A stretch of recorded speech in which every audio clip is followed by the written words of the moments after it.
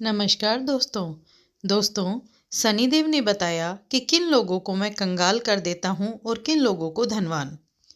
दोस्तों, आज की कहानी बहुत ही महत्वपूर्ण और रोचक है। आप इस वीडियो को पूरा जरूर सुनना।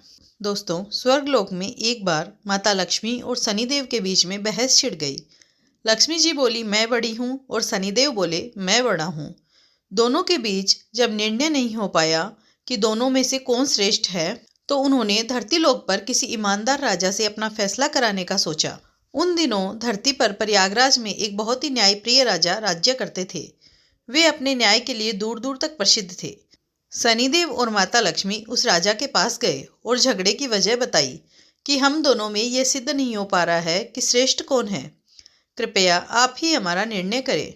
शनिदेव और माता लक्ष्मी की बात सुनकर राजा बहुत बड़े धर्म संकट में फंस गए कि दोनों में से किसको बड़ा कहा जाए। यदि शनिदेव को बड़ा बता दिया तो माता लक्ष्मी रुष्ट हो जाएंगी और हमारे राज्य की सारी धन वैभव संपदा नष्ट हो जाएगी। यदि शनिदेव को रुष्ट कर दिया तो शनिदेव अपने कोप से नष्ट कर डालेंगे। राजा साहब जब किसी नतीजे पर नहीं पहुंचे तो शनिदेव और लक्ष्मी जी उन्हें 1 महीने का समय देकर चले गए और कहा कि हम 1 महीने बाद फिर आएंगे, तब तक तुम खूब सोच विचार कर लो। दोस्तों, उनके जाने के बाद राजा की रातों की नींद हराम हो गई। वे हर क्षण इसी बात को लेकर चिंतित रहते थे कि 1 महीने के बाद जब शनिदेव और माता लक्ष्मी आएंगे तो वे किसे श्रेष्ठ बताएंगे, क्या निर्णय देंगे। उनके सामने परिस्थिति बहुत ही विकट थी। वे जानते थे कि एक को बड़ा बताएंगे तो दूसरा नाराज हो जाएगा और उन पर, उनके राज्य पर बहुत बड़ा संकट आ जाएगा। राजा की एक बहुत ही पतिव्रता और सुंदर पत्नी थी। पति को अत्यंत चिंता में देखकर रानी ने पूछा, महाराज आप किस बात को लेकर परेशान हो, कृपया अपना दुख हमें कहिए। राजा ने अपनी पत्नी को सारा हाल कह सुनाया। रानी ने राजा को एक सुझाव दिया कि देखो, आप अपने मुख से किसी को भी बड़ा या छोटा मत बताओ। अपनी अपनी जगह दोनों ही श्रेष्ठ हैं। उनके बड़े छोटे का फैसला आप उन्हीं पर छोड़ दो। आप एक काम करो, एक सोने का और एक चांदी का सिंहासन बनवाओ। दोनों का आसन अपने सिंहासन के दाईं और बाईं ओर रखवा दो। सोने का सिंहासन आप अपने सिंहासन से दाईं ओर लगवाना और चांदी का सिंहासन बाईं ओर। 1 महीने बाद जब शनिदेव और माता लक्ष्मी जी आएंगे तो लक्ष्मी जी आपके दाईं ओर का आसन ग्रहण करेगी, क्योंकि वे माता स्वरूप है, और शनिदेव आपके बाईं ओर वाले आसन पर बैठ जाएंगे। जब वे पूछे तो आप उनको किसी भी प्रश्न का उत्तर मत देना। जब वे बहुत पूछे तो उनसे कह देना कि आप लोगों ने अपनी श्रेष्ठता का फैसला स्वयं ही कर लिया है, मैं क्या जवाब दूं। रानी की बात राजा को सही लगी। दोस्तों, इधर 1 महीने के बाद जब लक्ष्मी जी और शनिदेव राजा के दरबार में पधारे तो वही हुआ जैसा रानी ने बताया था। माता लक्ष्मी तो सोने के सिंहासन पर विराजमान हो गई और शनिदेव चांदी के सिंहासन पर। जब उन्होंने अपने श्रेष्ठ होने को लेकर राजा से निर्णय मांगा तो राजा ने कहा कि आप दोनों ने स्वयं ही अपने बड़े छोटे का फैसला कर लिया है, इसमें मैं क्या कह सकता हूँ। दोस्तों, यह सुनकर भगवान शनिदेव नाराज होकर वहां से चले गए। माता लक्ष्मी ने राजा से कहा कि पुत्र, शनिदेव तुमसे रुष्ट हो गए हैं और उनके कोप के कारण तुम पर बहुत बड़ा संकट आ सकता है, परंतु तुम चिंता मत करो, मैं तुम्हारे साथ हूँ। शनिदेव ने राजा पर ऐसा कोप बरसाया कि उनके राज्य में भयंकर अकाल पड़ गया। लोग भूख मरने लगे। नर नारी जीव जंतु सब उनके राज्य को छोड़कर दूसरे राज्यों में चले गए। राजा से अपने राज्य की ऐसी दशा नहीं देखी गई। 1 वर्ष के बाद उन्होंने अपने राज्य को छोड़ने का फैसला किया। अब वे अपनी पत्नी को साथ लेकर घर से निकल पड़े। एक पोटली में उन्होंने हीरे जवाहरात, कुछ जेवर आभूषण बांध लिए। सोचे जहाँ रहेंगे वहाँ विपत्ति में ये बहुत काम आएंगे, इन्हें बेचकर हम अपना गुजारा कर लेंगे। राजा रानी घर से निकले ही थे कि उसी समय भयंकर आंधी तूफान आ गया। चारों तरफ अंधकार छा गया। वे उस अंधेरे के कारण रास्ता भटक गए। समझ में नहीं आ रहा था कि कहाँ जाए। तभी माता लक्ष्मी एक छोटी सी कन्या का रूप धरकर आती है और लालटेन की सहायता से उन्हें एक नदी के किनारे पहुंचा देती है। नदी पर छोड़कर माता लक्ष्मी वहां से चली जाती है। अब उनके आगे समस्या यह थी कि नदी को पार कैसे किया जाए। यह सोच ही रहे थे कि उसी समय शनिदेव एक नाविक का रूप बनाकर नाव लेकर उसी किनारे पर जा पहुंचे जहां राजा रानी खड़े थे। राजा ने नाविक से नदी के उस पार जाने का आग्रह किया। नाविक ने कहा कि देखो भाई, हम तुम्हें उस पार पहुंचा तो देंगे, परंतु हमारी नाव बहुत कमजोर है, इसमें एक बार में एक ही जन बैठ सकता है। राजा ने कहा चलो एक एक करके उतार दो। अब पहले तो नाविक रानी को उस पार पहुंचाया, फिर राजा को ले गया। तीसरी बार में उस नाविक ने राजा की धन की पोटली रख ली। लेकिन वह नाविक तो स्वयं शनिदेव थे, इसलिए वह धन की पोटली लेकर नदी के बीचों बीच से गायब हो गए। अब तो उनके पास जो धन था वह भी नहीं रहा। भोजन का संकट खड़ा हो गया। राजा ने भगवान की इच्छा समझकर वो वहां से आगे को चल दिए। चलते चलते वो एक गांव में पहुंचे। उस गांव के लोग जंगल से लकड़ी काटकर उन्हें बेचते थे। राजा भी अपनी रानी के साथ उसी गांव में रहने लगा और लकड़ी बेचकर अपना गुजारा करने लगा। लक्ष्मी जी की कृपा से उसे जंगल में चंदन का बाग मिल गया। राजा ने चंदन की लकड़ियों को बेचकर काफी पैसा कमा लिया। अब तो उसका जीवन बड़े सुखपूर्वक बीतने लगा। राजा और रानी को सुख चैन में देखकर शनिदेव ने एक और नई चाल चल दी। एक सौदागर था जो उस गांव से चंदन की लकड़ी भरकर दूसरे राज्यों में ले जाया करता था। आज उसका जहाज उस नदी के किनारे पर ही फंस गया। उसने जहाज को चलाने का बहुत प्रयास किया, पर जहाज टस से मस नहीं हुआ। सौदागर के समझ में नहीं आ रहा था कि वो क्या करे।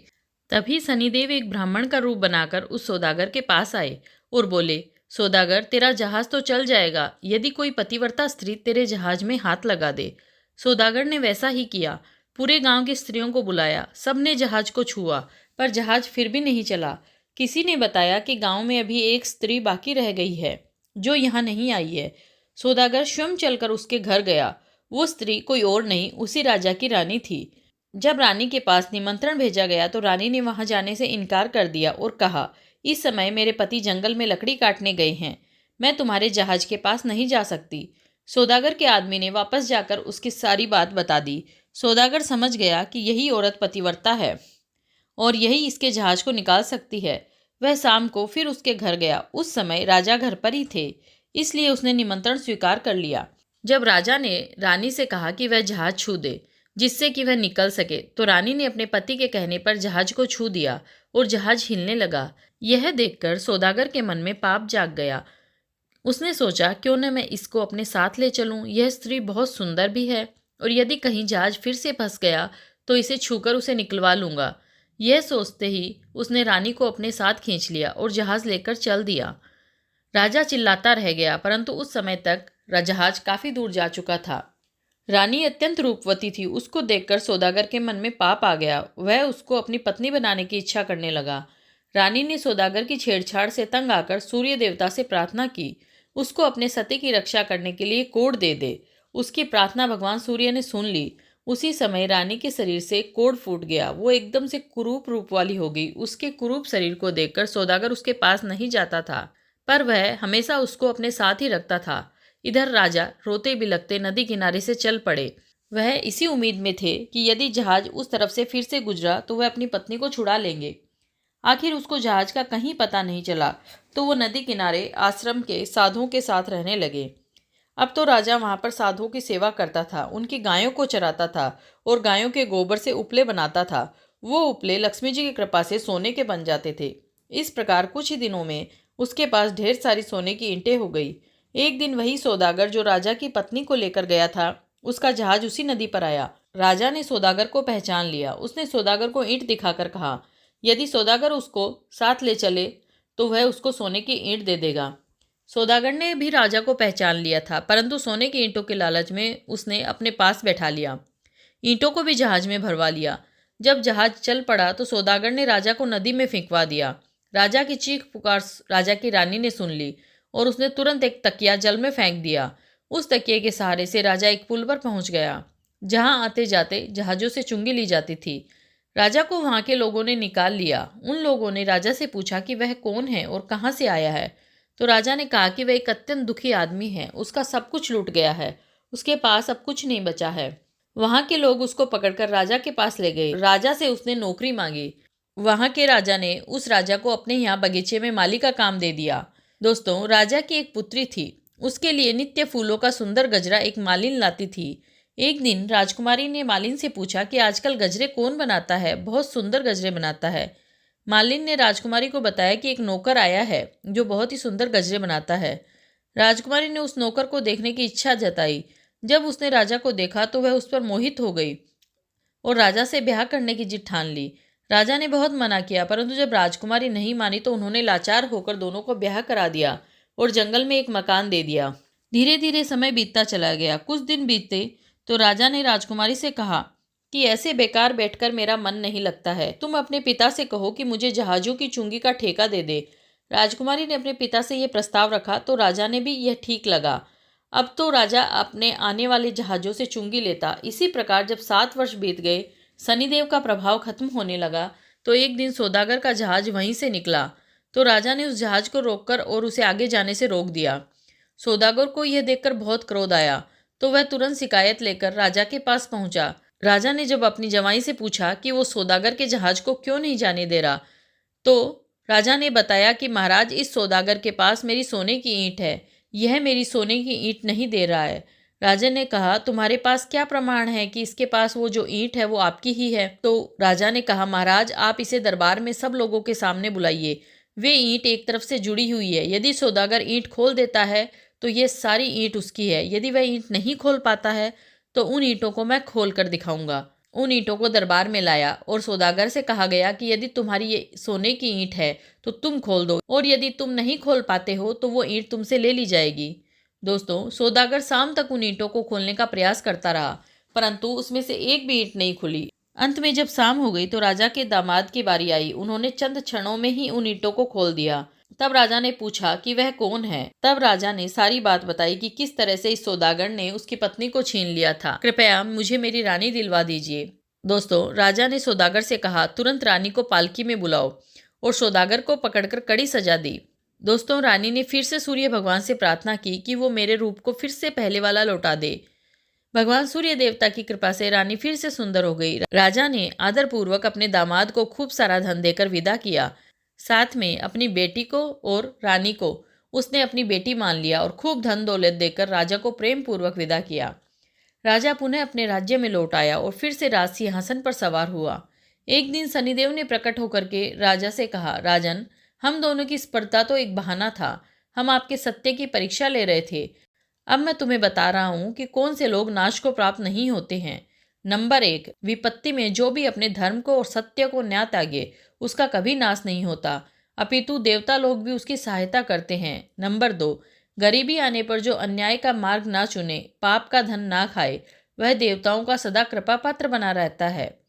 मैं उसका कभी बुरा नहीं करता, अपितु उस पर लक्ष्मी की कृपा सदैव बनी रहती है। नंबर 3, धन संपदा पाकर भी जो अभिमान ना करे, गुरुजनों का, दीनहीनों का अपमान नहीं करे, मैं कभी उसका बुरा नहीं करता, अपितु उसकी सहायता ही करता हूँ। मेरी कृपा से लोग पल मात्र में ही धनवान बन जाते हैं और पल मात्र में कंगाल। राजन, जाओ, मेरे वरदान से तुम्हारा राज्य फिर से संपन्न हो जाएगा। धन दौलत से, धन धान्य से संपन्न हो जाएगा। तुम्हारी प्रजा खुशहाल हो जाएगी और कभी दुख दरिद्रता तुम पर नहीं आएगी। राजा को वरदान देकर शनिदेव और माता लक्ष्मी वहां से चले गए। दोस्तों, ये कहानी आपको कैसी लगी? अपनी कीमती राय मुझे कमेंट बॉक्स में ज़रूर दें। अगर वीडियो पसंद आई हो तो मेरे चैनल को लाइक कीजिएगा, शेयर कीजिएगा एंड सब्सक्राइब कीजिएगा। मिलते हैं किसी और वीडियो में, तब तक के लिए धन्यवाद दोस्तों।